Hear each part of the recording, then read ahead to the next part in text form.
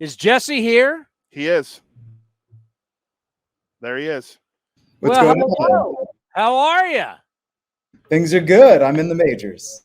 Do you think, like, of all the great players in American League history who made their debut at Fenway Park, are you going to go down with, like, Ted Williams and all the great Red Sox? I mean, you're making your debut at one of the most historic places, just not in baseball, but in all American sports. I'm not in the top 2, but I'm in the top 20 at least, maybe top 200. So what was it like when you land in Boston? It's like, wow, you're going to make your debut at Fenway Park. What was it like? Just take us through this journey so far, landing there in Boston and going to Fenway Park today and getting up to that press box. I mean, the feeling has been, from my mind, just don't embarrass myself. So whatever prep work that I can study, if I can try to find out how many gallons of paint it takes to paint the Green Monster, if I can look into anything I can find about Christian Bethencourt that can give me the edge, and then after that, then I can take a deep breath and go, yeah, let's enjoy some baseball.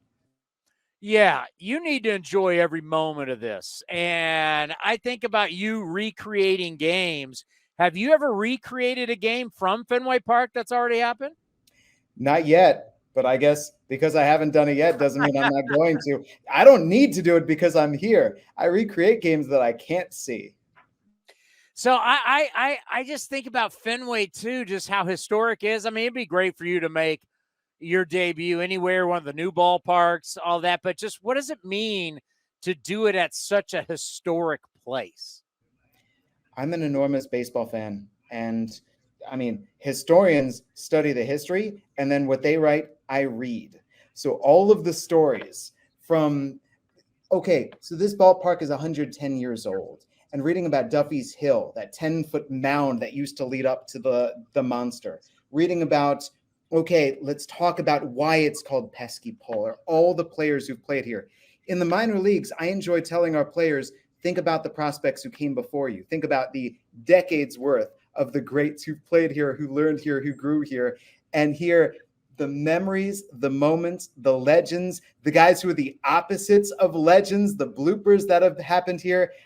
There's just so much that has transpired. So yes, it does make this stand out than, let's say, I was making my debut in Seattle. Yeah, I'm so happy for you. This is going to be a lot of fun.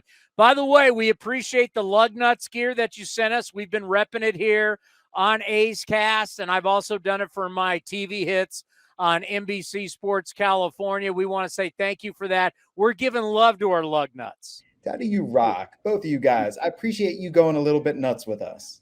So how is it down in Lansing these days? Things are good, especially with Tyler Soderstrom warming up. Lawrence Butler caught fire recently. There's legit talent. And we got to see that with Jeff Criswell, Hogan Harris, Austin Beck getting promoted, Denzel Clark coming into Stockton.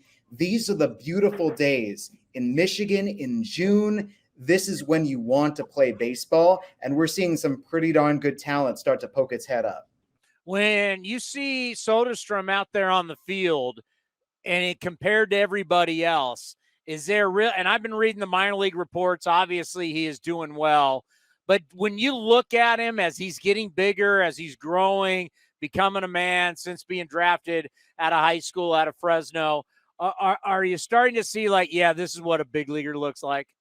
So I could see flashes of it in April. I could see it in at bat. And here's what really stands out.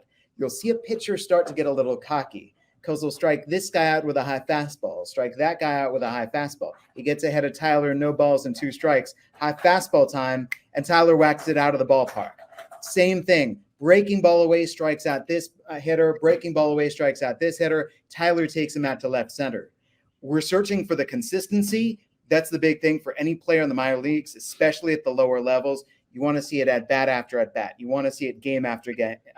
But the ability, the actual potential to do it, his bat is so quick. He can read and barrel, and the power is legit to all fields. So watching him grow, watching him adjust, watch him get tested and challenged in a difficult league, in difficult pitchers' ballparks, and especially in April with the freezing weather, this year has been a great, growing, challenging experience for him. Yeah, how cold is it early on in the season? You can't feel your hands. So I'll ask the pitchers, I'll say, is it worse to be a pitcher or a hitter? And the pitcher goes, oh, it's so much worse to be a pitcher. I can't throw a breaking ball. I can't do anything. I'll ask the hitters the same question. The hitters are like, if you don't hit it on the barrel, it's bad news. So no, nobody likes playing baseball in April. Yeah, I got to think what would be worse. I would just think from high velocity, I would want the pitcher to know where it's going. And if you're throwing in cold weather, you throw in a little bit of wind, he's not feeling it, but he's still throwing at high velocity. I think I wouldn't want to be a hitter just knowing that I don't know if this guy knows where the ball's going. No, it's uncomfortable. And it's funny, too, because the pitcher doesn't work in because he's going to drill the guy. But the batter doesn't want the pitcher to pitch in because then he's going to get jammed. And so what you end up with is either a lot of quick at-bats with guys swinging away immediately, or what we saw with Lawrence Butler at the start of the year, where the dude just took everything. And I would say, why aren't you swinging? Why aren't you being aggressive? And it was too cold to swing. So you needed all these guys to get their bats out and honest to goodness, thaw. Everybody needed to thaw out in May.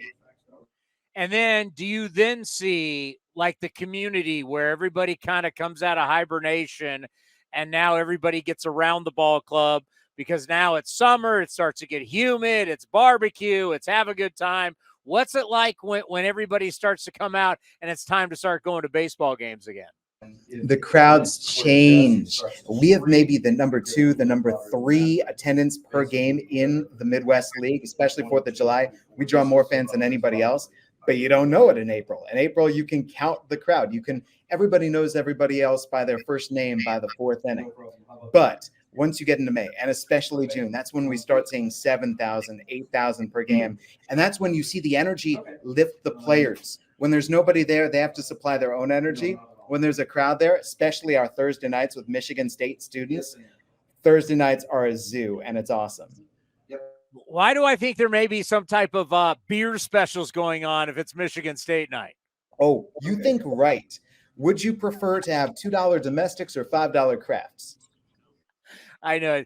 Down here, Cody always goes to the San Jose Giants game. They got the beer batter. So what they do is they pick the guy who's got usually the lowest batting average. And if that guy strikes out, it's half off beers. I've literally seen grown men push women and children out of the way to get in line for the beer batter.